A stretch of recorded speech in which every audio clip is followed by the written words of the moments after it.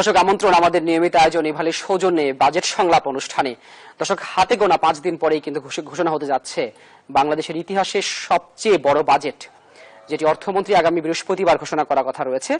এবং সেই বাজেটে বলা হচ্ছে সবচেয়ে বড় চ্যালেঞ্জের জায়গা হচ্ছে রাজস্ব আহরণ। কারণ প্রতি বছরই আমরা দেখি বড় বাজেট দেওয়া হচ্ছে, রাজস্ব আদায়ের লক্ষ্যমাত্রাও বড় করে ধরা হচ্ছে, তবে বছর শেষে সেই আদায় নিয়ে সন্তুষ্ট হচ্ছে না নীতি নির্ধারকরা। সব মিলিয়ে দর্শক, আজকে আমরা কথা বলতে চাই রাজস্ব বাজেটের বাস্তবতা ও আদায় নিয়ে। আমাদের সঙ্গে এই অনুষ্ঠানে প্রতিদিনের মতো যুক্ত হয়েছেন আজকেও 3 জন অতিথি আমাদের সঙ্গে যুক্ত হচ্ছেন। ডক্টর মোহাম্মদ আব্দুল মজিদ, তিনি সাবেক চেয়ারম্যান জাতীয় রাজস্ব বোর্ড এনবিআর। আমাদের সঙ্গে যুক্ত হয়েছেন জনাব ফারুক হাসান, এরই মধ্যে যুক্ত হয়েছেন তিনি সভাপতি বিজিএমইএ। আমাদের সঙ্গে যুক্ত হয়েছেন আরেকজন ব্যবসায়ী নেতা, তিনি রিজওয়ান রহমান, তিনি সভাপতি Dhaka chamber of commerce DCCI. আপনাদের দুজনকেই স্বাগত জানাচ্ছি আমাদের বাজেট সংলাপ অনুষ্ঠানে। দর্শক, আমরা অতিথিদের কাছে আলোচনায় যাব, তবে যাওয়ার আগে এই বাজেট এবং বাজেটের কিছু তথ্য আপনাদের সাথে শেয়ার করতে চাই, বিশেষ করে রাজস্ব আদায় নিয়ে। এরই মধ্যে আপনারা জেনেছেন যে বাজেটের আকার এই বছর ছাড়িয়ে যাচ্ছে প্রথমবারের মতো 6 লাখ কোটি টাকা। অর্থাৎ যে সমস্ত তথ্য আমরা পাচ্ছি তাতে দেখা যাচ্ছে 6,02,000 কোটি টাকা হতে যাচ্ছে বাজেটের টোটাল খরচের আকার, যেটি কম বেশি হতে পারে শেষ পর্যন্ত, যেখানে রাজস্ব আদায়ের লক্ষ্যমাত্রাও ঢের বড়, প্রায় 4 লাখ কোটি টাকা। এবং জাতীয় রাজস্ব বোর্ডের মাধ্যমে আদায় করতে হবে 3.5 লক্ষ কোটি টাকা, যেটি এই বছর ছিল 3,30,000 কোটি এবং সংশোধন করে পরে করা হয়েছে 3,01,000 কোটি টাকা। এবং প্রথমবারের মতো আমরা দেখতে পাবো ইতিহাসে যে 2 লক্ষ কোটি টাকা ছাড়িয়ে যেতে পারে বাজেটের ঘাটতির আকার, যেটি আসলে একটি বড় চাপ তৈরি করতেই পারে বাজেটে। এর পরবর্তীতে আমরা যেটি দেখাতে চাই যে এই বছরে, অর্থাৎ চলতি অর্থ বছরে 10 মাস এরই মধ্যে পার হয়েছে, সেই 10 মাসে আসলে আদায়টি কেমন হয়েছে। দর্শক, আপনারা যদি দেখেন যে প্রথম যেটি রয়েছে সেটি হচ্ছে আমদানি ও রপ্তানিতে লক্ষ্যমাত্রা ছিল 78,203 কোটি টাকা। সেখানে এই 10 মাসে এখন পর্যন্ত আদায় হয়েছে 61,000 কোটি টাকা। এই 78,000 কোটি টাকা কিন্তু 10 মাসেরই লক্ষ্যমাত্রা ছিল।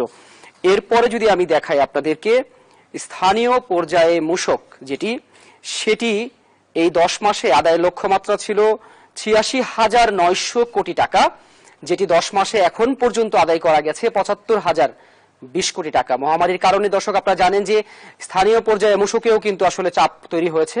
ব্যবসায়ীরা কিন্তু অনেক ক্ষেত্রেই আমদানি রপ্তানি কমে গিয়েছে, ব্যবসা বাণিজ্যের কমে গিয়েছে, সেই ক্ষেত্রে কিন্তু কিছুটা হলেও মূসক আদায় ঘাটতি পড়েছে। আমরা যদি তৃতীয় যেটি রয়েছে আয়কর ও ভ্রমণ কর বাবদ সরকারের 10 মাসের লক্ষ্যমাত্রা ছিল 71,103 কোটি টাকা, যেখানে এই 10 মাসে এখন পর্যন্ত আদায় হয়েছে 59,607 কোটি টাকা। অর্থাৎ 3টি জায়গায় কিন্তু আমি বড় ঘাটতি দেখতে পাচ্ছি। আমি যদি মোটা দাগে বলি, সব মিলিয়ে আমাদের এই রাজস্ব বোর্ডের 10 মাসের আদায়ের লক্ষ্যমাত্রা, যেটি সংশোধন হওয়ার পরে সেটি ছিল 2,36,207 কোটি টাকা, যেটি এখনো পর্যন্ত আদায় হয়েছে 10 মাসে 1,95,671 কোটি টাকা। অর্থাৎ এই 10 মাসের ব্যবধানে সংশোধন করার পরেও কিন্তু প্রায় 40,000 কোটি টাকা ঘাটতি রয়েছে। দর্শক, এসব বিষয়ে আমরা বিস্তারিত আলোচনায় ফিরতে চাই। আমাদের সঙ্গে আশা করি 3 জন অতিথি যুক্ত হয়েছেন। এরই মধ্যে আমরা যদি তাদেরকে একটু দেখতে পাই বড় স্ক্রিনে আপনাদেরকে, আমাদের সঙ্গে এই মুহূর্তে আমি দেখতে পাচ্ছি জনাব রিজওয়ান রহমান এবং ফারুক হাসান, দুজনেই যুক্ত রয়েছেন। আমি শুরুতে রিজওয়ান রহমান আপনার কাছে একটু ফিরতে চাই। আমরা যেটি দেখলাম যে 10 মাসে মোটা দাগে একটি বড় ঘাটতি রয়েছে, যদিও সরকার এই বছর রাজস্ব আদায়ের লক্ষ্যমাত্রা আরো বড় করছে, অর্থাৎ 3.5 লক্ষ কোটি টাকা শুধুমাত্র রাজস্ব বোর্ডের মাধ্যমেই। আপনার কাছ থেকে জানতে চাই যে এই আদায় প্রক্রিয়া আসলে কতটুকু বাস্তবসম্মত। আপনাকে অসংখ্য ধন্যবাদ জন্য। আপনি আপনার যে প্রতিবেদনটা আমরা দেখলাম, সেখানে আমরা দেখলাম যে প্রতিটা ক্ষেত্রে আমরা দেখছি যে রাজস্ব লক্ষ্যমাত্রাটা আমরা সেই গন্তব্যে পৌঁছাতে পারছি না। তাহলে এখানে একটা প্রশ্ন জাগতে পারে যে আমাদের লক্ষ্যমাত্রাটা কতখানি যৌক্তিক। আর আপনি যখন লক্ষ্যমাত্রাটাকে বাড়িয়ে ফেলছেন, তখন যেটা আমাদের বিশেষ করে যে ঝামেলাটা আসছে, এক্সিস্টিং যারা ট্যাক্স পেয়ার আছে, যারা করদাতা আছেন আপাতত, তাদের উপরে চাপটা আরো বেশি সৃষ্টি হচ্ছে। আমরা সবসময় জেনে এসেছি যে প্রায় 60 থেকে 70 লক্ষ টিন রেজিস্ট্রেশন বা রাজস্ব বোর্ডের আছে, কিন্তু আপনারা জানেন যে রীতিমতো ট্যাক্স কিন্তু দিচ্ছে শুধু 24 লক্ষ ট্যাক্স পেয়ার। আপনি যখনই এই লক্ষ্যমাত্রাটা বাড়াতে যাবেন, তখনই এই 24 লক্ষ এক্সিস্টিং ট্যাক্স পেয়ারের উপরে একটু প্রেশারটা বাড়তে থাকে। সো এখানে আমি যেটা বলতে চাচ্ছি যে ব্যবসায়ীদের চাপ সৃষ্টির ব্যাপারটা, এখানে আপনার রাজস্ব আহরণের যে লক্ষ্যমাত্রা যে বৃদ্ধির ফলে যে আপনি এনবিআর এর কর্মকর্তা গণের উপরেও কিন্তু একটু চাপ, আমি এখানে পড়া চেঞ্জ আর রাজস্ব কর্মকর্তা গণের পক্ষেও বলবো যে ওনাদের উপরে একটা চাপ সৃষ্টি হয় যে এই লক্ষ্যমাত্রাটাকে অর্জন করার জন্য। ওনারা তখন কি করেন, এই চাপ সৃষ্টি যখন ওনারা হজম করতে পারেন না, ওনারা এটা ব্যবসায়ীদের উপরে চাপিয়ে দেন। ব্যবসায়ীদের উপরে যখন চাপিয়ে দেন, এই এক্সিস্টিং কতগুলো ট্যাক্স পেয়ারের থেকে আপনাকে ট্যাক্সটা আদায় করে নিতে হয়। সিম্পল উদাহরণ হচ্ছে, একটা সিম্পল ধারণা হচ্ছে যে গত বছর যদি আমি 100 টাকা কর দিয়ে থাকি, অটোমেটিক্যালি এই বছর আপনারা ধারণা করে নিচ্ছেন আমাকে 120 টাকা কর দিতে হবে, এবং আগামী বছর আমাকে 150 কোটি টাকা কর দিতে হবে। এর মধ্যে কি ব্যবসা কি সবার মানে প্রফুল্লে লাভ হচ্ছে? সেটা তো হচ্ছে না, লসও হতে পারে। এখন আমরা মহামারীর কথা বলি, মহামারীর সময় পুরো বাজার মন্দা, এবং আমার সাথে এখানে ফারুক ভাই আছেন, উনি আন্তর্জাতিক বাজারের কথা বলবেন। আমার কথা হচ্ছে যে আমাদের উৎপাদনশীলতা কমে যাচ্ছে, এখন আস্তে আস্তে আমাদের চাহিদা কমে যাচ্ছে। দৈনন্দিন জীবন ভরণ পোষণ করে আমাদের শ্রমিক বলেন, আমাদের চাকরিজীবী ব্যক্তিরা বলেন, তারা তাদের দৈনন্দিন জীবন ভরণ পোষণ করছে সঞ্চয় বিক্রি করে। কিন্তু আজকে 1 বছর পার হয়ে গেছে এই মহামারীর, এই সঞ্চয় বিক্রি করে কিন্তু শেষ, এখন আর বিক্রি করার কিছু নেই। আপনারা ইতিমধ্যে দেখেছেন যে দারিদ্র সীমার নিচে প্রায় 2.5 কোটি লোক নতুন করে সংযুক্ত হয়েছেন। তো এই ক্ষেত্রে আমাদের লক্ষ্যমাত্রাটাকে বিশেষ করে যৌক্তিক থাকা উচিত আমি মনে করি। এবং আপনি যদি কর লক্ষ্যমাত্রার ক্ষেত্রে যদি একটু কর জালের দিকে যদি একটু নজর দেন, সেখানে যদি ব্যবসায়ীদেরকে আরেকটু উৎসাহিত করেন। নিরুৎসাহিত কখন হয়? যখন আমাদের একটা ধারণা থেকে যায় যে রাজস্ব বোর্ড থেকে আমরা হয়রানির শিকার হব। সেই ধারণাটা কেন হবে? সেই ধারণাটা আমাদেরকে পাল্টাতে হবে। আমাদের মানুষকে আরো উৎসাহিত করতে হবে, এবং উৎসাহিত করে তারা যেন গর্বের সাথে বলতে পারে যে আমি এই দেশের কর দিয়ে আমার টাকায় আজকে ব্রিজ হচ্ছে, আমার টাকায় আজকে মেট্রো রেল হচ্ছে, আমার টাকায় দেশের উন্নয়ন হচ্ছে। আমরা আজকে এলডিসি উত্তোলনের কথা বলছি। উত্তোলনের ক্ষেত্রে আমাদেরকে যথেষ্ট কম্পিটিটিভ হতে হবে, এবং এই কম্পিটিশনের জন্য আমাদেরকে একটা ট্যাক্স ফ্রেন্ডলি ক্লাইমেট মেনটেন করতে হবে, একটা কর বান্ধব একটা ক্লাইমেট আমাদেরকে তৈরি করতে হবে, যাতে করে আমাদের স্থানীয় শিল্পায়নগুলো আরো শক্তিশালী হয়, এবং যেটাকে দেখে আমাদের বিদেশি বিনিয়োগ আরো উৎসাহিত হবে বাংলাদেশে। জনাব রিজওয়ানুর রহমান, অসংখ্য ধন্যবাদ। আপনারা থাকুন আমাদের সঙ্গে। আমরা জনাব ফারুক হাসান তিনি যুক্ত হয়েছেন আমাদের সঙ্গে, সভাপতি বিজিএমই। আপনাকে স্বাগত জানাচ্ছি জনাব ফারুক হাসান। আমরা দেখলাম যে সবচেয়ে বেশি কম আদায় বা ঘাটতির জায়গাটি রয়েছে এখনো পর্যন্ত আমদানির ক্ষেত্রে, অর্থাৎ সরকারের যে লক্ষ্যমাত্রা, আমদানি কিন্তু সেই অনুযায়ী ধারে কাছেও হচ্ছে না। সব মিলিয়ে আপনি বলবেন যে আসলে আমদানি এত কমে যাওয়ার পেছনে কি কারণ রয়েছে? আমাদের প্রথমে দেখতে হবে যে গত 1.5 বছরে কিন্তু এই যে কোভিড এর কারণে কিন্তু বিশ্ব অর্থনৈতিক অবস্থা ভালো না, এবং তার সাথে সাথে বাংলাদেশের অর্থনীতি এবং বাংলাদেশের অ্যাক্টিভিটিস, বিজনেস অ্যাক্টিভিটিস সেভাবে হয়নি। এর কারণে আমি যেটা বলবো যে ইম্পোর্ট কমে গেছে। আর ইম্পোর্ট কমার একটা বড় কারণ হলো যে এখানে লকডাউন ছিল, অ্যাক্টিভিটিস বন্ধ আছে, এবং এখানে অবভিয়াসলি এটা কনজাম্পশন কমে গেছে। এবং এটা কিন্তু শুধু বাংলাদেশে না, এটা সারা ওয়ার্ল্ডেই একই অবস্থা হয়েছে, বিকজ সারা ওয়ার্ল্ডেরই কনজাম্পশন কমে গেছে, আনএমপ্লয়মেন্ট তৈরি হয়েছে। আমাদের বাংলাদেশেও একই অবস্থা, আমাদের এখানে কিন্তু অনেক আনএমপ্লয়মেন্ট তৈরি হয়েছে। আর সব যে জিনিস হলো যে গত 1.5 বছরে তেমন কোনো ইনভেস্টমেন্টই হয় নাই। ইনভেস্টমেন্ট না হওয়ার কারণে কিন্তু কোনো এমপ্লয়মেন্টও ক্রিয়েট হয় নাই, এবং এমপ্লয়মেন্ট না ক্রিয়েট হওয়ার কারণে অবভিয়াসলি কোনো ইনকাম সোর্স নাই। আমি যেটা বলবো যে যেহেতু বিজনেস অ্যাক্টিভিটিস বন্ধ ছিল, লকডাউনের কারণে সব ধরনের অ্যাক্টিভিটিসই কম ছিল, এবং এখনো পুরোপুরি অ্যাক্টিভিটিস কিন্তু চালু হয় নাই। তো অবভিয়াসলি ইম্পোর্টটা কমে যাওয়ার এটা একটা বড় কারণ। এবং যেসব স্টক অলরেডি বাংলাদেশে অ্যাভেলেবেল ছিল, ইম্পোর্টাররা কিন্তু আর বাড়তি করে কোনো আনে নেই বা ইম্পোর্ট করেনি।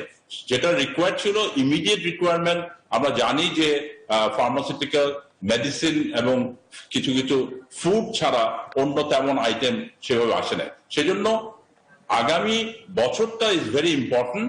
আমাদের এখানে আমাদেরকে এমন ভাবে একটা পরিস্থিতি তৈরি করতে হবে, এমন বাজেট আমাদের চাই যে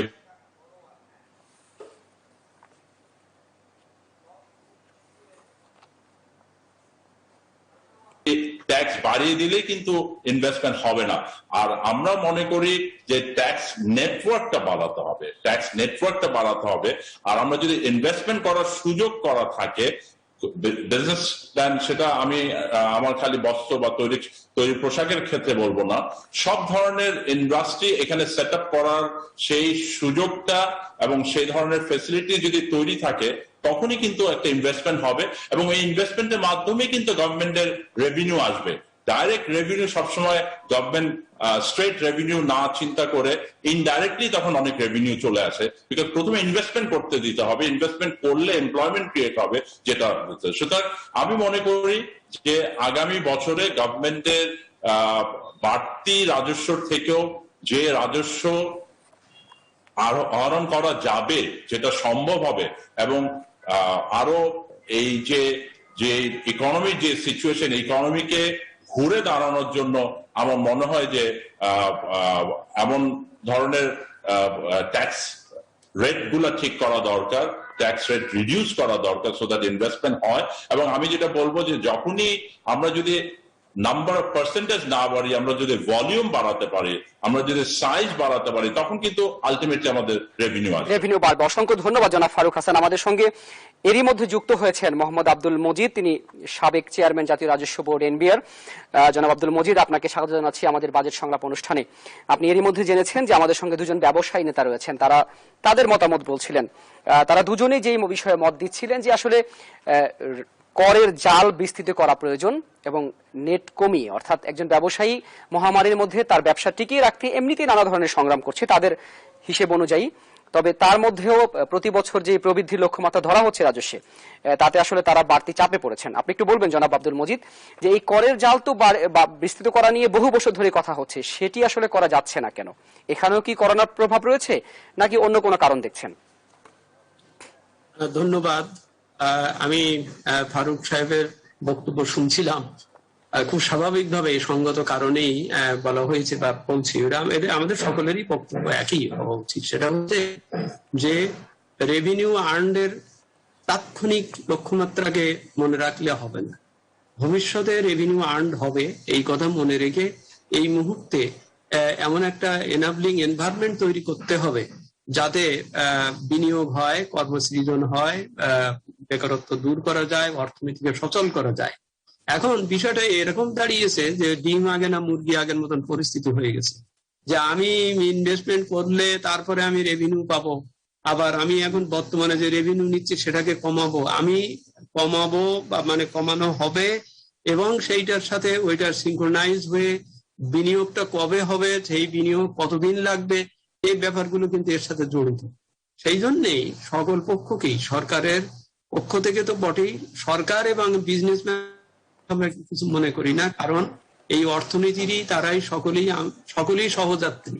সুতরাং রেভিনিউ আসার বিষয়টাও রাখতে হবে এই কারণে যে কারণ রেভিনিউ না আসলে সরকার এটা করবেন, সার্ভিস দেবেন, কিন্তু তখন আরো হার্ড আর্ন সুদের টাকা বা এ টাকা তাকে নিতে হবে, নিয়ে আরো কি হবে, ভবিষ্যতের জন্য আরো বেশি কনস্ট্যান্ট তৈরি হবে। সুতরাং এই দুটোর ভিতরে একই সাথে বিজনেসকে, বিনিয়োগকে উদ্বুদ্ধ করতে হবে, চালু যাতে থাকে সেটাও দেখতে হবে, আবার অ্যাট দ্য সেম টাইম যে রেভিনিউটাও যেন এমন একটা পর্যায়ে থাকি যাতে আমাকে হার্ড আর্ন কোনো লোন নিয়ে তারপরে এটাকে গ্যাপটা না মিটাতে হয়। এই জন্য আমি মনে করি এটা পার্টিকুলারি বাজেট, যেটা এফডিসিসি অনেকদিন ধরে বলছেন, আমি নিশ্চয়ই ঢাকা চেম্বারেরও রিজওয়ান, তিনিও এগুলো এইটা বিশ্বাস করেন।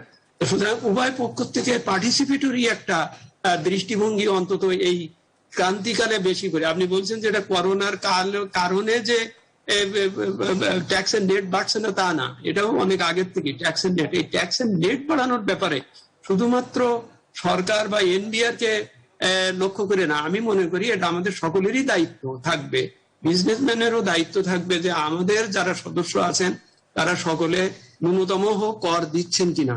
গত পরশুদিন যেটা একটা সার্ভে করে দেখা গেছে যে অনেক ক্ষুদ্র দোকানদারিরা বা অনেকেই যেটুকু ভ্যাট দেওয়ার কথা সেটা দিচ্ছেন না বা আসছেন না।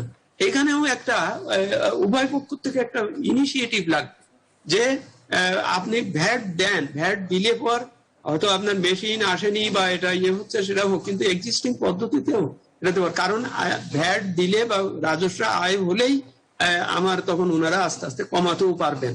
ভ্যাট কমানো আমি ব্যক্তিগতভাবে খুব মনে করি যে করের হার এবং এই প্রণোদনা দিলেই কিন্তু অ্যাকচুয়ালি বিনিয়োগ বাড়ে বা হয়। অসংখ্য ধন্যবাদ জনাব মোহাম্মদ আব্দুল মজিদ। আপনি কিন্তু আমাদের সঙ্গে আমরা একটু শুনে আসতে চাই ব্যবসায়ীদের ভয়েস, আমরা শুনে আসতে চাই ব্যবসায়ীদের পক্ষ থেকে কি দাবি দাওয়া করা হয়েছে এই বাজেটকে ঘিরে। জনাব রিজওয়ান রহমান, আপনার কাছে একটু ফিরতে চাই। আপনি খুব সংক্ষিপ্ত করে বলবেন যে এই বাজেটে আপনারা আসলে কি কি বিষয়ে কর ছাড় চেয়েছেন সরকারের কাছে। জনাব রিজওয়ান রহমান, আনমিউট করে নিতে হচ্ছে। ঠিক আছে, আমি খুব সংক্ষেপে বলে দিচ্ছি। আমরা প্রায় 38টি প্রপোজাল দিয়েছি রাজস্ব বোর্ডের কাছে। দীর্ঘ সময় আমাদেরকে সময় দিয়েছেন, তার জন্য আমরা ধন্যবাদ জানাই। কিন্তু আমি কিছু কিছু যেগুলো না বললেই না। আমরা বলেছি যে পর্যায়ক্রমে হ্রাস করার জন্য 2.5% করে, অর্থাৎ আগামী 2021-22, 2022-23 এবং 2023-24 2.5% করে প্রতি বছর যদি আমরা ট্যাক্সটাকে কমিয়ে আনি, তাহলে আমাদের আজকে যে 32.5% ট্যাক্স আছে সেটা আগামী বছর নতুন বছর হয়ে দাঁড়াবে 30%, তারপরের বছরে 27.5%, তারপরের বছরে 25%। একইভাবে এটা হলো তালিকাভুক্ত অতালিকাভুক্ত কোম্পানির ক্ষেত্রে, এবং তালিকাভুক্তের ক্ষেত্রেও আমরা সর্বস্থলে করের কথা বলেছি 2.5% করে পর্যায়ক্রমে প্রোগ্রেসিভ রেটে কমানোর জন্য। এতে করে আমাদের একটা ব্যবসা বান্ধব পরিবেশ তৈরি হবে। এছাড়া ধরেন আপনার বৃহৎ কর্পোরেটদেরকে যে পুঁজিবাজারে তালিকাভুক্ত মানে উৎসাহিত করার জন্য তালিকাভুক্ত এবং অতালিকাভুক্ত এই ধরনের যে কোম্পানিগুলো আছে তাদের মধ্যে একটা কর্পোরেট করের হারের মধ্যে যৌক্তিক পার্থক্য থাকা খুবই প্রয়োজন। এবং আরেকটা প্রস্তাব ছিল আমাদের যে কর্পোরেট ডিভিডেন্ড আয়ের উপরে বিদ্যমান যে 20% করের হার পরিবর্তে এটা 10% কর নির্ধারণ, এবং ধরেন নন সাবসিডিয়ারি কোম্পানি যেগুলো আছে তাদের লভ্যাংশের উপরে ডাবল ট্যাক্সটা বিলুপ্ত করার জন্য আমরা প্রস্তাব করেছি। আর দেশের শিল্পের বিকাশ এবং রপ্তানি বহুমুখীকরণের জন্য কাঁচামাল এবং ক্যাপিটাল মেশিনারি আমদানি করার ক্ষেত্রে অগ্রিম কর বিলুপ্ত করার জন্য আমরা এই প্রস্তাব করেছি।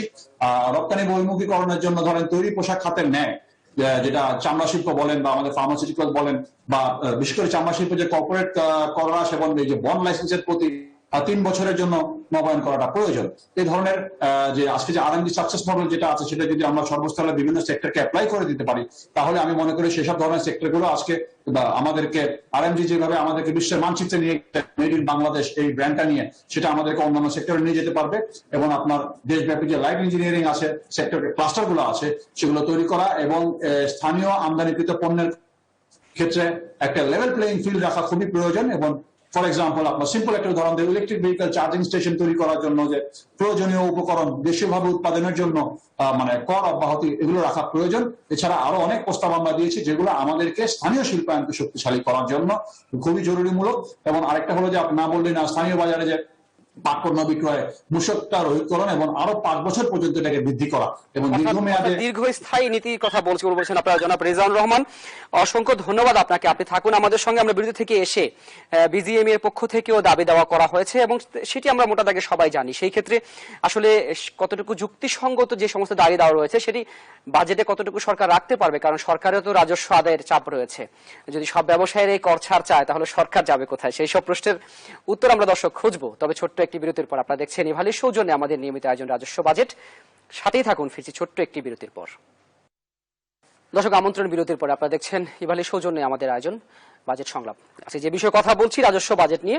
রাজস্ব বাজেটে প্রতি বছরই দেখা যায় বড় অঙ্কের লক্ষ্যমাত্রা নির্ধারণ করা হয়, কিন্তু বছর শেষে তার পুরোটা আদায় হয় না। করোনা মহামারীর মধ্যে সেই বাস্তবতা আরো প্রকট হয়েছে। আমরা বিরতিতে যাবার আগে রিজওয়ান রহমানের কাছ থেকে শুনছিলাম ডিসিসি এর পক্ষ থেকে সরকারের কাছে দেয়া বাজেট প্রস্তাবনা। আমরা সরাসরি যেতে চাই জনাব ফারুক হাসান আপনার কাছে। বিজিএমইএ বাংলাদেশের অন্যতম বড় ব্যবসায়িক চেম্বার এবং আপনাদের পক্ষ থেকে আপনারা সরকারের কাছে নানান রকমের কর ছাড় চেয়েছেন। আপনারা কি মনে করেন এই করোনার মধ্যে আপনাদের ব্যবসা টিকিয়ে রাখতে কোন কোন জায়গাতে একেবারে সরকার ছাড় না দিলেই নয়? আমি প্রথমে যেটা বলবো, আপনি দেখেন যে পোশাক শিল্প এমন একটা শিল্প, এটা আসলে আমরা এক্সপোর্টের সাথে জড়িত এবং আমাদের দেশের জন্য আসলে এক্সপোর্ট লেড গ্রোথ দরকার। এই গ্রোথটা দরকার বিকজ এই জন্যই যে আমরা যে রেভিনিউটা আনি এটা বাইরে থেকে বিদেশ থেকে আনি, এই রেভিনিউটা দেশের ইকোনমিতে এসে এটা জয়েন করার ফলে এটা সার্কুলার হতে থাকে। এবং সেই কারণে আমি সবসময় একটা জিনিস বলে আসছি এবং বলবো আমরা যে যেটা ইনিশিয়ালি আমাদের যে এইখানে ইনিশিয়ালি ট্যাক্সটা কম নিতে হবে। আমাদের যদি আরো ইনভেস্টমেন্ট করানো যায়, ইনভেস্টমেন্ট করলে সেটা যেটা হবে যে এমপ্লয়মেন্ট ক্রিয়েট হবে এবং এখানে ইনভেস্টমেন্টের মাধ্যমে কিন্তু আমরা একদিকে যখন এক্সপোর্ট বাড়াবো, এক্সপোর্টের বাড়াতে পারলে একটা ফরেন কারেন্সি আসতে থাকবে, আসার মাধ্যমে কিন্তু লোকাল অনেক ব্যাকওয়ার্ড এবং ফরওয়ার্ড লিঙ্কেজ ইন্ডাস্ট্রি তৈরি হয় এবং এই ইন্ডাস্ট্রির মাধ্যমে কিন্তু আবার গভর্নমেন্টের রেভিনিউ আসে এবং এমপ্লয়মেন্ট ক্রিয়েট হয়। আর এটা এমন একটা ইন্ডাস্ট্রি যেখানে আমরা নতুন ওয়ার্কফোর্স তৈরি করি এবং এটা মোর দেন 60% আমাদের এখানে মহিলারা কাজ করে, যেটা ওমেন এম্পাওয়ারমেন্ট তৈরি হয়, ওমেন এমপ্লয়মেন্ট তৈরি হয়। আমরা যে বলেছি যে আমাদের ট্যাক্সের ব্যাপারে, বিকজ আমাদেরকে কম্পিটিটিভ থাকার জন্য, বিকজ আমাদের একটা বড় চ্যালেঞ্জ হলো যে আমরা যে কোনো গার্মেন্টস তৈরি করতে দুটা বেসিক র মেটেরিয়ালস লাগে। একটা হলো কটন বেসড গার্মেন্টস এর জন্য তুলা, আর একটা হলো ম্যানমেড ফাইবার বা নন কটনের জন্য আমাদের দরকার হয় পেট্রোকেমিক্যাল। দুটা কোনোটাই আমাদের দেশে তৈরি হয় না। সে কারণে আমাদের কম্পিটিটিভ থাকার জন্য আমাদের কিন্তু কিছু সুবিধা দরকার পড়ে, এবং সেই কারণে আমরা বিজনেস গুলা বাইরে থেকে যেন আনতে পারি। আমরা একটা বড় জায়গা দেখছি যে নন কটন গার্মেন্টস এর গ্রো করার একটা বড় সুযোগ আছে, যেখানে আমাদের মার্কেট শেয়ার less than 25%, কিন্তু গ্লোবালি এটা মার্কেট শেয়ার এখন 75%। তো সেই জায়গায় আমরা কিন্তু ইন্ডাস্ট্রিতে অনেক ইনভেস্টমেন্ট করেছি, আমরা ইন্ডাস্ট্রিতে, টেকনোলজিতে, মেশিনারিতে সব দিকে ইনভেস্টমেন্ট করেছি। এখন আমাদের কম্পিটিটিভ থাকার জন্য আমরা নন কটন গার্মেন্টস এ যদি আমরা 10% ইনসেন্টিভ পাই, তাহলে কিন্তু আমাদের এক্সপোর্ট বাড়াতে পারবো। আর আমাদের যে ইনসেন্টিভটা যেটা আছে, সেখানে আবার 10% ইনকাম ট্যাক্স কাটা হয়, সেইটা যেন এটা 0 করে দেওয়া হয়। এটা আমরা একটা জিনিস বলেছি। আরেকটা যেটা হলো যে আমরা সব এক্সপোর্ট ওরিয়েন্টেড ইন্ডাস্ট্রিজ এর জন্যই একই ধরনের যেন ট্যাক্সের রেট থাকে, সেটা আমরা বলেছি যে একই রকমের ট্যাক্স থাকে, এবং আমাদের যেটা এখন ট্যাক্স আছে সেটার জন্য আগামী 5 বছরের জন্য সেটাকে ফিক্স করে দেওয়া। আমাদের একটা সোর্স ট্যাক্স আছে 0.50, সেটাকে 0.25 করে, যেটা 5 বছরের জন্য একটা করে ফেললে হয় কি, সেটা বিজনেসম্যানরা প্ল্যানিং করতে পারে এবং তারা ওটা ফিজিবিলিটি নিয়ে তারা আগাতে পারে। আর আমরা নতুন মার্কেটের ব্যাপারে আমরা বলেছি যে নতুন মার্কেটের ব্যাপারে আমাদের একটা ইনসেন্টিভ আছে, সেটাকে 1% বাড়িয়ে 5% করার জন্য। এবং এইটা আর একটা এরিয়াতে আমরা যেটা বলেছি, শ্রমিকদের জন্য যে আমরা রেশনের ব্যবস্থা করা, অ্যাটলিস্ট চাল ডালটা যদি ব্যবস্থা করা যায়, এবং ট্রান্সপোর্টে আমাদের যদি আমাদের কিছু মহিলাদের জন্য যদি ট্রান্সপোর্ট ব্যবস্থা করা যায়, এই বাজেটে যদি এটা শুরু করা যায় যে ট্রান্সপোর্ট মহিলাদের জন্য বিআরটিসি বাস আছে, ওখানে যদি কিছু ফ্যাসিলিটিস তৈরি করা যায়। এবং যেহেতু হেলথ একটা ইস্যু, যদি আমরা দেখেছি যে গার্মেন্ট ফ্যাক্টরিতে আমরা যেভাবে করোনাকে আমরা হ্যান্ডেল করেছি, আমার মনে হয় যে হেলথ সেক্টরেও যদি শ্রমিকদের জন্য আলাদা করে কার্ডের ব্যবস্থা করে যদি হসপিটাল একটা প্রায়োরিটি থাকে, সেই সুযোগগুলো যদি রাখে, আমার মনে হয় যে আগামী বাজেটে সেই সুবিধাগুলো আনা যেতে পারে। অসংখ্য ধন্যবাদ জনাব ফারুক হাসান। আপনাদের আসলে যে দাবি দেওয়া, সেটির তালিকাও বেশ বড়। জনাব ডক্টর মোহাম্মদ আব্দুল মজিদ, আপনার কাছে একটু ফিরতে চাই। ব্যবসায়ীদের পক্ষ থেকে প্রতি বছরই দাবি থাকে, এবং ব্যবসায়ীদের নিয়ে আসলে সরকার, কারণ ব্যবসায়ীদের কর থেকেই রাজস্ব আদায় হয়, পদ্মা মেট্রো রেলের মতো বড় বড় মেগা প্রকল্প তৈরি হচ্ছে। তবে বাস্তবতা হচ্ছে সরকারের যেই রাজস্বের লক্ষ্যমাত্রা, সেটি মিনিমাম একটি জায়গাও রাখতে হবে, এবং সেই ক্ষেত্রে ব্যবসায়ীদের সব ধরনের ছাড়ও সরকার দিতে পারে না। জনাব আব্দুল মজিদ, আপনিও নীতি নির্ধারণ পর্যায়ে ছিলেন, আপনিও এনবিআর এর চেয়ারম্যান হিসেবে ছিলেন। আপনি একটু বলবেন যে এই চেয়ারম্যান হিসেবে বা এই এনবিআর এর জন্য এই কাজটি করা কতটুকু কঠিন, এবং আপনি মনে করেন যে এই সমস্ত দাবি দাওয়াগুলো আপনি দুই চেম্বারের কাছ থেকে শুনলেন, এই বিসিসিআই এর দাবি দাওয়াগুলো এর মধ্যে চলে এসছে অনেকটাই, সেই ক্ষেত্রে আসলে কোন দাবিগুলো বেশি যৌক্তিক এবং কোনগুলো এর মধ্যে রাখা উচিত? অ্যাকচুয়ালি ঢাকা চেম্বার কিংবা বিজিএমএ ওনারা যে দাবিগুলো বলেছেন, ওনাদের দৃষ্টিতে, কেন আমি মনে করি অর্থনৈতিক দৃষ্টিতেও এগুলো অনেকটা যৌক্তিক, গ্রহণযোগ্য। কিন্তু কথাও ওইটাই যে যেমন উনি শ্রমিকদের সুবিধা, খাদ্য বা গাড়ির সুযোগ সুবিধা, এগুলো সবই যদি সরকারের কাছে দাবি করা হয়, সরকার কোত্থেকে এটা দেবে? সেই জন্যই আমি বলছি যে এখানে দায়িত্বগুলো, কাজগুলোকে একটু ভাগাভাগি করে নেওয়া দরকার। প্রাইভেট সেক্টর তার নিজস্ব কিছু টেক কেয়ার, তারা তাদের একটা স্যাক্রিফাইস এখানে প্রয়োজন হবে। কর কমিয়ে দিয়ে স্যাক্রিফাইস কমানোর বিষয় না। আমি মনে করি সরকারের কাছে দাবি বা করি, যদি আমি না করি, যদি সরকারকে দিয়ে ওই কাজ করাতে হয়, তো তাহলে তো সরকারের আবার ওদিকে সাপোর্ট লাগবে, প্রয়োজন লাগবে। সেই কারণেই এটার দাবি দেওয়াগুলোর অবশ্যই সবগুলো যৌক্তিক, এটা তো মনে করি। কিন্তু এইটাকে যদি পুরোটাই সরকারের কাছ থেকে প্রত্যাশা করা হয়, তো তাহলে সরকার দিতে গেলেই তো সরকারের টান পড়ে যাবে। তো সেই জন্য কিছু কাজ আছে আমি মনে করি, যেটা আমি নিজে যদি করি, সাশ্রয়ী মূল্যে সেই সার্ভিসগুলো আমি দিতে পারি, করতে পারি। আর সরকারের কাছে পয়সা দিয়ে তারপরে সরকার সেইটা যদি করায়, কোনো কনসালট্যান্ট, কন্ট্রাক্টর বা কোনো সরকারি সংস্থা দিয়ে যদি সেটা করায়, এটার কিন্তু 2-3 গুণ খরচ বেড়ে যায়। আমি এখন এই দৃষ্টিভঙ্গিতে থাকতে চাই যে প্রাইভেট সেক্টর তারা সরকারের কাছে যেসব অবকাঠামোগত যেসব সুযোগগুলো চাচ্ছেন, সেটা সবকিছু মাত্র যে শুধু করের হার কমিয়ে দিয়েই এটা সহজ হবে তা না, কিন্তু এগুলো বিনিয়োগের ক্ষেত্রেও একটা সাশ্রয়ী দৃষ্টিভঙ্গি বা এটা ওটা নেওয়ার ব্যাপার আছে। সেই জন্য এইরকম ধরনের একটা প্ল্যান হোক যে আমরা আমাদের থেকে, আমাদের বাজেট থেকে বা আমাদের থেকে আমরা এগুলো করবো, এখানে আপনি কোনো কিছু দাবি করবেন না বা ভ্যাট ট্যাক্স এগুলো নেবেন না বা ইত্যাদি। অর্থাৎ আমি নিজে একটা স্বয়ংবর গড়ে তোলার চেষ্টা করি, এই দাবিগুলো আর আপনার কাছে করবো না। আমাকে ওই দিকে আপনি সুযোগটা দেন যে আপনি ওই যে যেটা ঢাকা চেম্বার খুব সুন্দরভাবে বলেছে যে 1 বছরে ওনারা কর্পোরেট করের হার একবারে কমাতে বলছেন না, আস্তে আস্তে এটা তাই করতে হবে। এটা আসলে কয়েক মেয়াদি। আর একটা কথা খুব সুন্দর বলেছেন উত্তর সাহেব, বিষয়টা হচ্ছে ফারুক সাহেব বলেছেন, সেটা কারণটা হচ্ছে আপনি যে ইনসেন্টিভ দেবেন বা যেটা দেবেন সেটা মিনিমাম 5 বছর স্থায়ী হওয়া উচিত। আমাদের কিন্তু বড় একটা প্রবলেম হচ্ছে যে আমরা প্রতি বছর চেঞ্জ করলে হয় কি, দীর্ঘমেয়াদী নীতির অভাব, বিজনেসের ডিসিশন নিতে পারে না। তো সুতরাং অন্তত এটুকু করা হোক যে বেনিফিটটা দেওয়া হচ্ছে, যেটা চাওয়া হচ্ছে, যেমন আমরা বলছেন 0.5% থেকে কমিয়ে 2.5 করা, ওই যে 0.25 করা, এটা একটু ভালো করে ঘোষণা দিয়ে বলা উচিত যে এটা 5 বছর থাকবে। তাহলে ওনার ডিসিশন, কারণ আমার বিনিয়োগের ডিসিশন নেওয়ার ব্যাপারে সুবিধা থাকতে হবে। আমার ট্যারিফ রুল যদি আমি প্রতি বছরই চেঞ্জ করতে থাকি তাহলে উনি ইনডিসিশনে থাকবেন। সুতরাং এই জনাব আব্দুল মজিদ, এই বিষয়টি নিয়ে আমরা দেখি ব্যবসায়ীরা প্রতি বছরই কথা বলেন, দীর্ঘমেয়াদী পড়বে না। সেটি আসলে কেন? আমি কনসিস্টিং এবং একটা কন্টিনিউইটি রাখার মতন যদি ফ্যাসিলিটিস গুলো ঘোষণা করি বা দেই, তাহলে এই প্রতি বছর একই দাবি করবার প্রয়োজন পড়বে না। হ্যাঁ, তো সুতরাং কর্পোরেট কর কমাতে হবে, এটা কমানো উচিত। এই কথাটা আমরা সকলেই অর্থনীতি সকলেই সাপোর্ট করেন। এনবিআর নিশ্চয়ই নিজেও কিন্তু সাপোর্ট করে। এনবিআর কে প্রতিপক্ষ ভাবলে হবে না, যে মনে হয় যে এনবিআর নিজে বোধহয় এটা চাপাই দিচ্ছে, এ করছে। এনবিআর আলাদা কোনো সত্তা নয়, এটা যে এনবিআর এই অর্থনীতিরই একটা অংশ, সরকারের পলিসি মেকারের একটা অংশ। সুতরাং তাকে সেইভাবে সাপোর্ট দিতে হবে, তাকে ওইভাবেও বুঝতে হবে। আমি এনবিআর কে প্রো বিজনেস হতে বলছি এই কারণে, বা হতে হবে যে আমি যে দৃষ্টি নিচ্ছি, আমি রেভিনিউ শুধু চেয়ে বসে থাকলে তো হবে না। ওই রেভিনিউ সে দিতে পারবে কিনা। আমি খেজুর গাছের থেকে কিন্তু রস চাচ্ছি, কিন্তু খেজুর গাছের বেঁচে থাকার ব্যাপারে কিছু করছি না। ও খেজুর গাছের তলায় মানে পানি দেওয়া দরকার, ইত্যাদি দেওয়া দরকার, বাদুড়কে ঠেকানো দরকার যে এখানে নিপা ভাইরাস যেন না আসে। এই যে ব্যাপারগুলো, সেটা তো আমি ইয়ে করে থাকলে হবে না।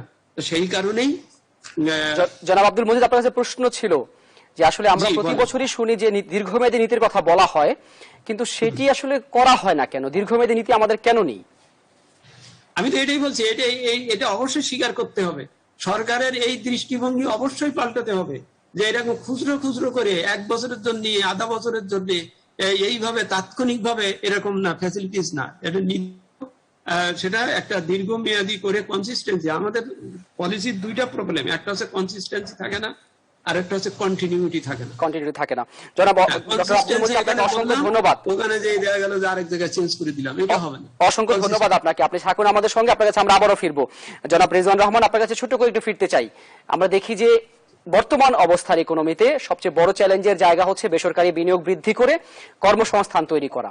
এই বাজেটে কি করলে আপনি মনে করেন যে কর্মসংস্থান বাড়বে এবং বিনিয়োগ বাড়বে?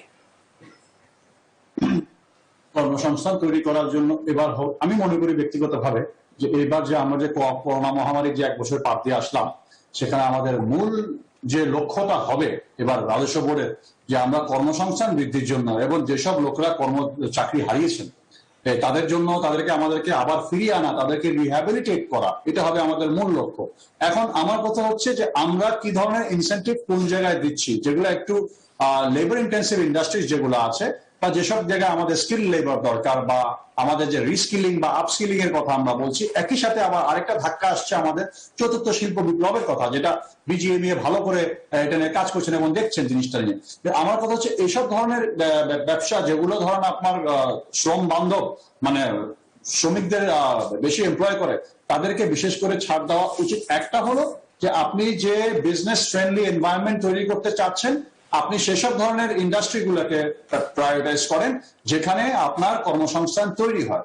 আমি কিছু না বললেই না, আমি দেখা যাচ্ছে যে কিছু কিছু ক্ষেত্রে যেখানে কর্মসংস্থান তৈরি হওয়ার সংখ্যা কম সেখানে আমরা ইনসেন্টিভ বেশি পাই। ফর এক্সাম্পল, আপনি যদি পুঁজিবাজারের কথা বলেন, আজকে পুঁজিবাজারে আপনি কালো টাকা ছাড় দিচ্ছেন, তো সেখানে কালো টাকার বিনিয়োগটা বাড়ছে, কিন্তু সেই পুঁজিবাজারে যখন বিনিয়োগ বাড়ে তখন কিন্তু কর্মসংস্থান সৃষ্টি হয় না। আমি বলবো বিশেষ করে এই সেক্টরে আমাদের এবার স্বাস্থ্য খাত বলেন, শিক্ষা খাত বলেন এবং অবকাঠামো খাত বলেন, অঞ্চলগুলো সেখানে যদি আমরা স্থানীয় বিনিয়োগকারীদেরকে একটু উৎসাহিত করি, আমরা সবসময় বিদেশি বিনিয়োগ আকর্ষণ করার জন্য উঠে পড়ে লাগি, কিন্তু দেখা যায় যে স্থানীয় বিনিয়োগকে উৎসাহিত করার জন্য আমরা একইভাবে সেই সম্মান বা সে ধরনের ইনসেন্টিভ তাদেরকে দিচ্ছি না। তো এই জন্য এবারের বাজেট হওয়া উচিত কর্মসংস্থানকে লক্ষ্য করে, এবং আপনার এই কর্মসংস্থানকে বাড়ানোর জন্য আপনাকে স্থানীয় শিল্পায়নকে উৎসাহিত করতেই হবে, এটা কোনো বিকল্প নেই। এবং আপনি স্থানীয় লোকরা যতখানি, আপনি একটা জিনিস মাথায় রাখতে হবে যে সিএমএসএমই সেক্টরের কথা না বললেই না। ওয়ার্ল্ড ট্রেড অর্গানাইজেশনের একটা রিপোর্ট বলে যে প্রতি 10 জনের মধ্যে 7 জনের কর্মসংস্থান কিন্তু তৈরি করে এই এসএমই সেক্টর, এই সিএমএসএমই সেক্টর। তাদের পাশে আমাদেরকে দাঁড়াতে হবে। আমরা এখন এমন একটা পর্যায়ে চলে এসেছি মহামারীতে যে আমরা কিন্তু ব্যাকস্টেপে চলে এসেছি। আমাদের লার্জ ইন্ডাস্ট্রি ক্ষতিগ্রস্ত হয়ে গেছে মিডিয়াম হয়ে গেছে স্মল হয়ে গেছে মাইক্রো হয়ে গেছে কটেজ, এন্ড কটেজ আনফরচুনেটলি হয়ে গেছে ইনফর্মাল, এন্ড ইনফর্মাল চলে এসেছে দারিদ্র্য সীমার নিচে। এদেরকে আপনাকে আবার ফিরিয়ে আনতে, পুনরায় জীবিত করতে হবে। আমরা একটা চিন্তা ভাবনা করছি যে এই বছর আমাদের চ্যালেঞ্জটা হবে যে to survive and then to revive and then to thrive. আপনাকে এদেরকে এখন পুনরায় জীবত করতে হবে, এবং সেই কারণে যে ধরনের নীতিমালার কথা আমি বেশি বলতে চাই না, এখানে আমাদের মাননীয় প্রাক্তন রাজস্ব বোর্ডের চেয়ারম্যান বলে দিয়েছেন যে আমাদেরকে লং টার্ম প্ল্যান করে এগুলো করতে হবে। 1 বছরের জন্য করলে 1 বছরের মধ্যে পুরো ব্যবসাটা কিন্তু আমরা ফুল ক্যালেন্ডার ইউজ করতে পারি না, সেখানে আমাদের একটা ব্যর্থতা থাকে। আমরা মনে করি যেটা মাননীয় প্রাক্তন চেয়ারম্যান বললেন, 5 বছরের প্ল্যান হোক, 10 বছরের প্ল্যান হোক। এবং আমরা কিন্তু একইভাবে যে ট্যাক্সের কথা বলেছি আপনাকে পর্যায়ক্রমে, আমরা 3 বছরের প্রস্তাব করেছি, যাতে করে আমাদের ব্যবসা করতে এবং প্ল্যানিং করতে খুবই সুবিধা হয় এবং পরিকল্পনাটা আরো। জি, জনাব রিজওয়ান রহমান, আপনাকে অসংখ্য ধন্যবাদ। আমরা ছোট্ট করে জনাব ফারুক হাসান আপনার কাছে ফিরতে চাই। যেমনটি রিজওয়ান রহমান বলছিলেন, ছোট ব্যবসায়ীদের টিকিয়ে রাখতে দীর্ঘমেয়াদী নীতির কথা। আপনারা যারা বড় ব্যবসায়ী রয়েছেন, বিশেষ করে গার্মেন্ট খাতের ব্যবসায়ীরা রয়েছেন, তাদেরকে টিকিয়ে রাখতে আসলে কতটুকু দীর্ঘমেয়াদী পলিসি প্রয়োজন? প্রথমে যেটা আমরা রিপিট করছি এখানে যে জিনিসটা, যে আমাদের প্ল্যানিং গুলো এবং যে কোনো প্রস্তাবনা অ্যাটলিস্ট 3 ইয়ার্স 5 ইয়ার্স এর জন্য করতে পারলে খুবই ভালো, সেটা যেন হয়।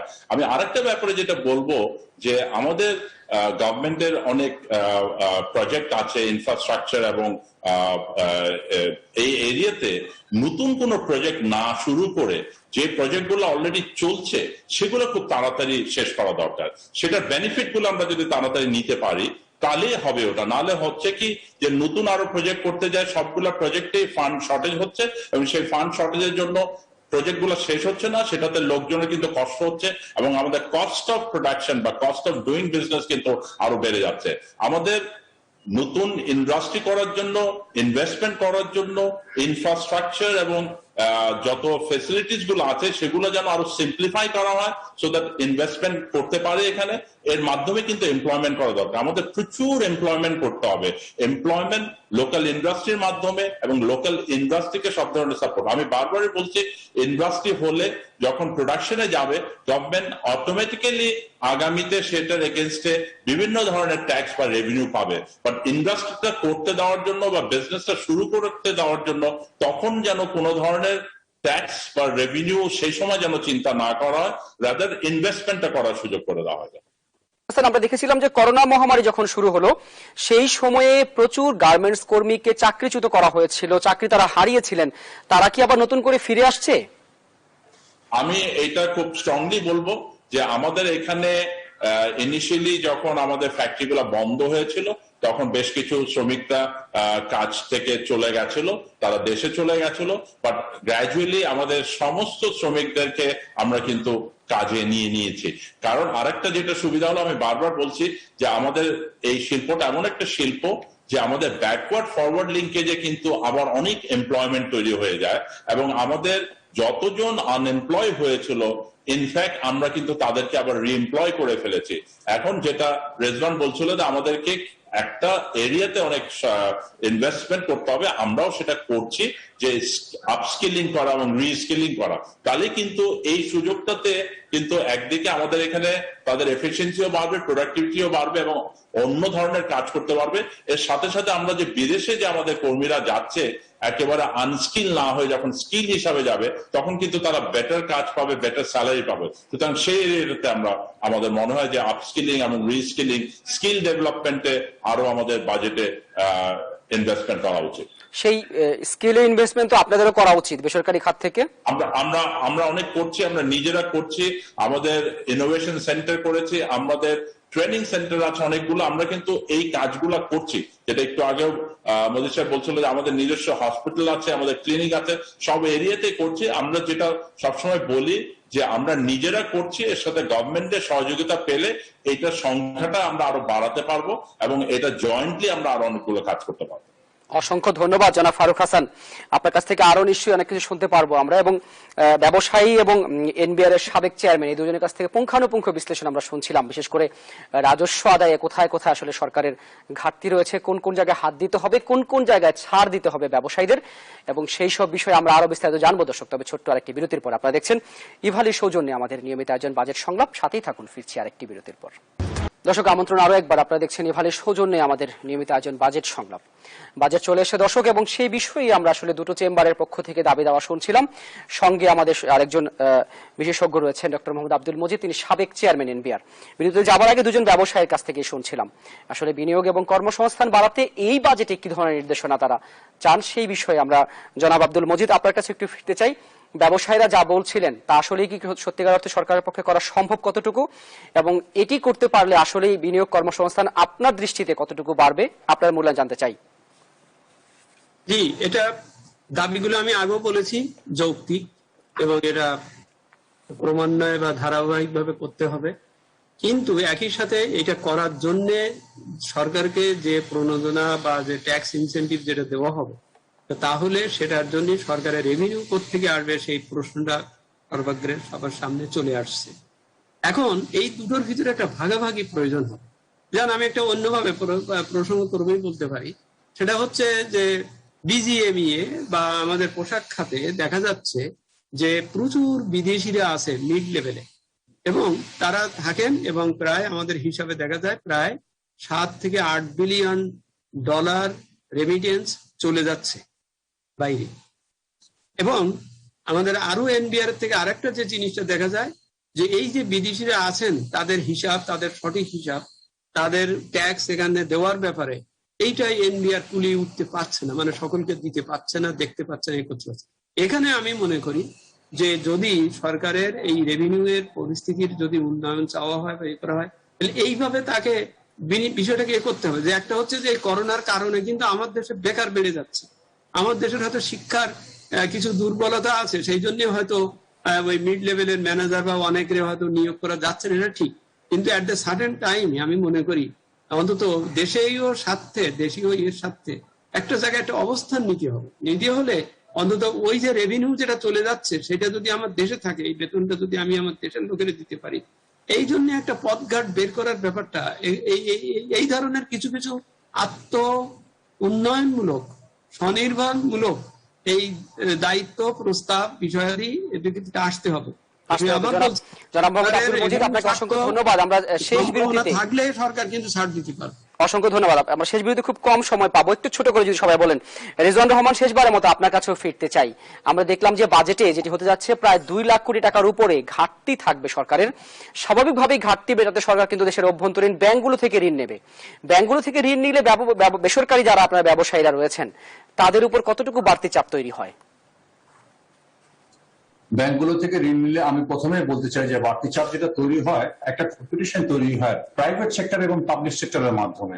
এতগুলো টাকা যদি ব্যাংক থেকে সরকার ঋণ নেয়, সরকারের প্রায়োরিটি সবসময় বেশি চলে আসে, অবভিয়াসলি এই ব্যাপারে কোনো সন্দেহ নেই।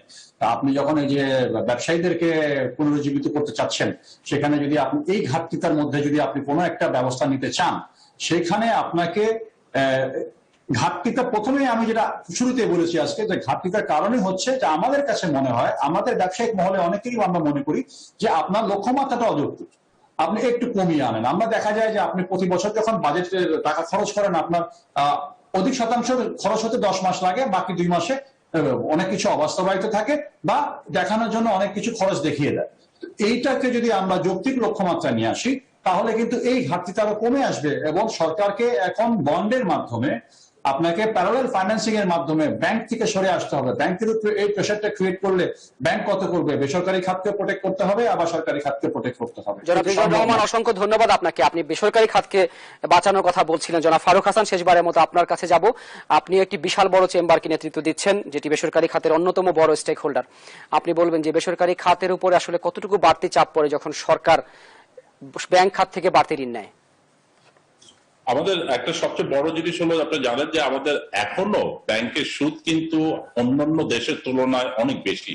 যখনই ব্যাংক থেকে সরকার যখনই এই টাকা নিবে তখন কিন্তু ব্যাংকগুলো, আমি মনে করি যে ইন্টারেস্ট রেট তারা আরো কমানো উচিত এবং সেটা আমি মনে করি যে এই বছরই আরো ইন্টারেস্ট রেটটা কমানো উচিত। সুতরাং সরকার যখনই ব্যাংক থেকে টাকা নিবে তখনই কিন্তু সেই ইন্টারেস্ট রেটটা কমানোর সুযোগটা কমে যায়। সুতরাং সেই ক্ষেত্রে আমি বলবো যে সরকারের অন্যান্য অনেক জায়গা আছে যেখান থেকে কিন্তু তাদের যে শর্টফলটা আছে সেটা ইউজ করতে পারবে, বিকজ তাদের অনেক কর্পোরেশন আছে যেগুলোতে অনেক ফান্ড জমা করা আছে। তো আমি মনে করি খুব স্ট্রংলি যে ব্যাংক থেকে সেভাবে লোন না নিয়ে অন্যান্য যেগুলাতে তাদের ফান্ড আছে, সিকিউরিটি হিসাবে আছে, সেই টাকাগুলা কিন্তু সরকার ব্যবহার করতে পারে এবং ব্যাংকের উপরে যেন প্রেশারটা তৈরি না করে। আমরা প্রাইভেট সেক্টর থেকে, ব্যাংক থেকে আমরা যেগুলা লোন নিচ্ছি, এটা ইন্টারেস্ট রেটটা কমিয়ে দিয়ে যদি আমরা লোন নিতে পারি, আমি মনে করি যে আরো ইনভেস্টমেন্ট হবে এবং ইনভেস্টমেন্ট ছাড়া এমপ্লয়মেন্ট ক্রিয়েট করার কোনো সুযোগ নেই এবং সেই জন্য ইনভেস্টমেন্ট দরকার, আরো ইনভেস্টমেন্ট দরকার। আমি বারবারই বলবো এটা। অসংখ্য ধন্যবাদ জনাব ফারুক হাসান আপনাকে, অসংখ্য ধন্যবাদ জনাব রিজওয়ান রহমান আপনাকেও, জনাব ডক্টর মোহাম্মদ আব্দুল মজিদ আপনাকে অসংখ্য ধন্যবাদ। আজ দর্শক, আপনারা এই এতক্ষণ পর্যন্ত প্রায় ঘণ্টাব্যাপী আসলে বাজেটের যে পুঙ্খানুপুঙ্খ রাজস্ব বিশ্লেষণ সেটি শুনছিলাম। আমাদের সঙ্গে তিনি অতিথি যুক্ত ছিলেন এবং ব্যবসায়ীদের পক্ষ থেকে যে রকম দাবি রয়েছে, অন্যদিকে সরকারের পক্ষ থেকে কিন্তু যুক্তি রয়েছে সরকার আসলে অতিরিক্ত ছাড় দিলে পরে সেটি আসলে তারা কোথা থেকে সেই রাজস্ব লক্ষ্যমাত্রা মিট আপ করবে বা নির্ধারণ করবে, সব উত্তর পাওয়া যাবে দর্শক আগামী 3 জুন যখন অর্থমন্ত্রী তার বাজেট ঘোষণা করবেন। আশা করি সেই বাজেট ব্যবসায়ীদের কল্যাণে হবে, দেশের অর্থনীতি বেগবান হবে, বিনিয়োগ বাড়বে এবং কর্মসংস্থান হবে। আজ এই পর্যন্তই। আপনারা ভালো থাকুন, সুস্থ থাকুন এবং সব খবর সবার আগে দেখতে চোখ রাখুন নিউজ 24-এ।